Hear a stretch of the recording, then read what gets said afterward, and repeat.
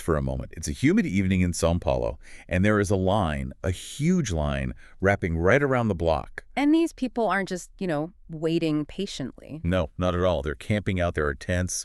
People are live streaming the queue itself, and they're treating every tiny bit of movement forward like it's this absolutely riveting global event. And the crucial thing here, the thing that really gets me, is that this isn't for some huge political moment. It's not a humanitarian crisis. It's for a limited edition sneaker drop. Exactly. And that scene, which, you see it replicated everywhere, right? For a new phone, a political rally, some social movement, that is the perfect way into our deep dive today. Yeah. We're going to unpack the psychology of loyalty. Yeah.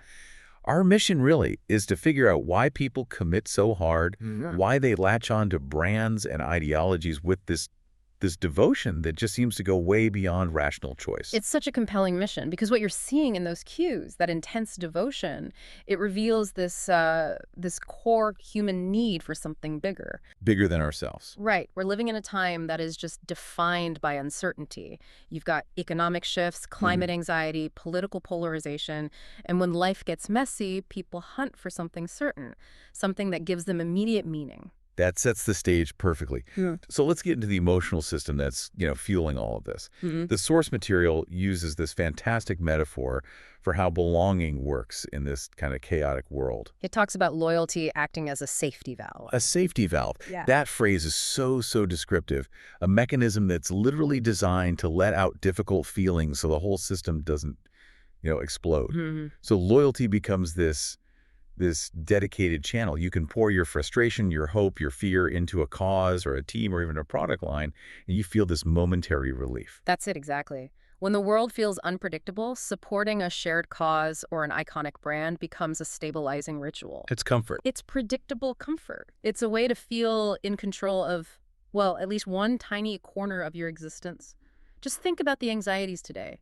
Job insecurity, feeling like algorithms run your life, the sheer volume of bad news. A loyalty can feel like a sanctuary from all that.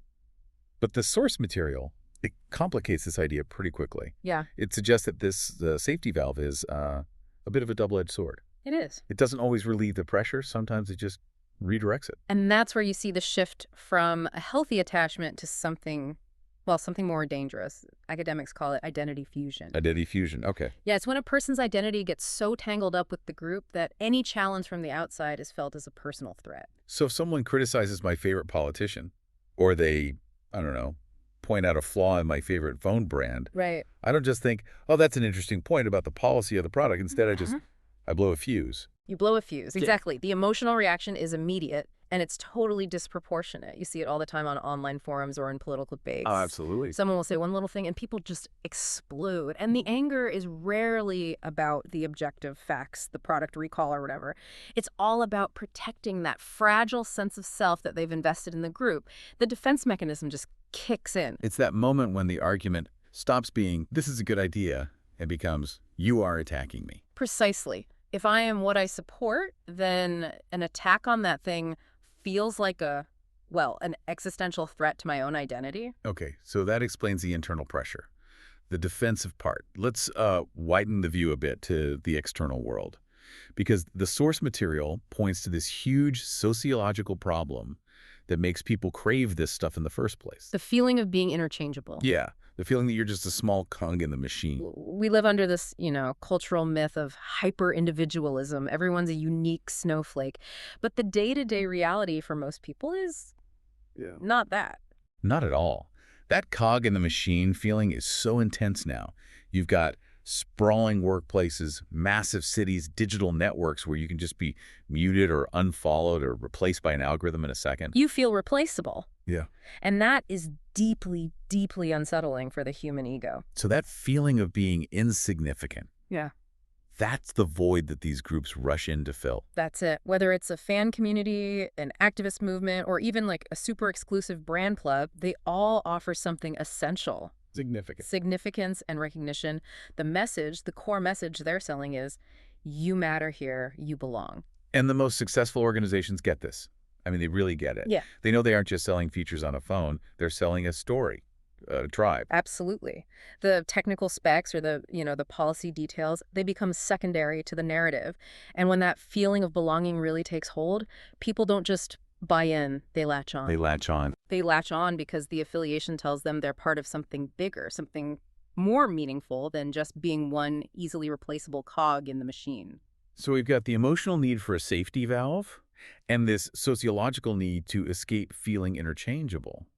But how does this all translate into, action? Because these loyalties we're talking about, they seem to completely bypass any sort of logical review. Well, that takes us right to the heart of how we make decisions, the cognitive shortcut. All the research we have confirms that humans are not, primarily rational beings. Right. Neuroscientists talk about system one thinking, the fast, intuitive, emotional part of the brain.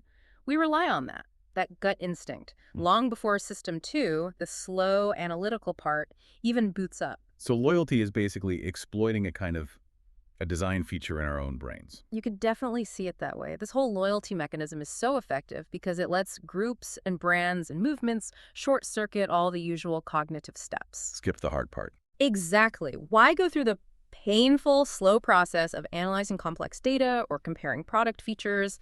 It's so much faster and honestly more emotionally satisfying to just take that short-circuit path and leap straight toward belonging. That speed, that emotional leap. It must mean that the loyalty itself has to hinge on something other than logic or facts. It does, and that's its core vulnerability.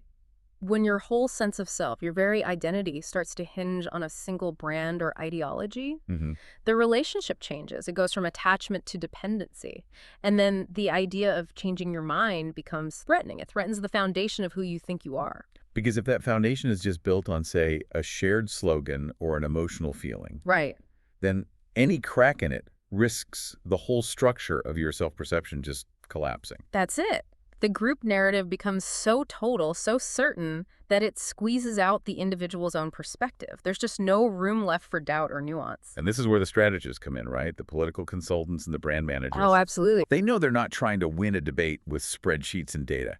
They're trying to win the emotional battle by playing on these cognitive shortcuts. That's what the source calls the strategy of psychological volume. Instead of drowning people in complicated facts, which just leads to confusion, They just crank up the emotional appeal. they crank up the volume. So how do they do that? How do they actually crank it up? By boiling everything down into powerful, simple narratives, they use high-impact emotional stories, iconic images, shared slogans. They create this rhythm of content that feels urgent and familiar all at once. Heroes and villains.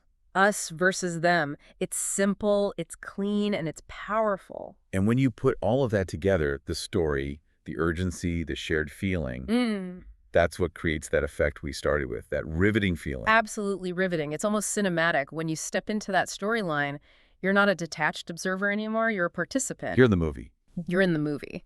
And in a riveting narrative, all the world's messy contradictions just soften, meaning gets simpler. Yeah. And all that outside noise just quiets down. Loyalty gives you that clear, simple framework. It really does sound like the ultimate cognitive relief in an age of constant information. It is. But let's synthesize this dual power we've been talking about. Loyalty is so important because it acts as an anchor. It gives people a way to say, this is where I stand. Right. But that same declaration has this shadow side, the dependency, especially when your identity is so wrapped up that it comes to hinge on the success or failure of that outside group. That duality, anchor versus dependency, that's really the key takeaway for you, the listener, to hold on to. If we go back one last time to that riveting line of people in São Paulo, they aren't just there to buy something, they're part of a collective ritual. Yeah. That shared, buzzing anticipation. It's a temporary break from feeling like an interchangeable cog in the machine. It just shows how deeply wired we are for connection, for stories bigger than ourselves. We are biologically built to look for significance. And these loyalties offer a quick, if maybe unstable way to find it. They do. So the lesson here isn't that loyalty is bad, it's to be aware of the psychological levers, how easily our rational mind can be short-circuited, how quickly we can blow a fuse when our identity gets challenged, and how deliberately outside forces crank up the volume to make sure we latch on. And in the end, that line outside the store, it's just a small human safety valve in a world that never, ever seems to slow down. That's a perfect way to put it. So we've spent this deep dive analyzing the external forces that build these loyalties. But maybe the provocative thought for you to take away is to turn that look inward. What are the mechanisms, brand, political, social, QAM, that you use to find significance when you feel like a cog in the machine? Are they anchors that keep you stable? Or are they dependencies that might be limiting you? Something to think about long after that cue is gone and the new sneakers are unboxed.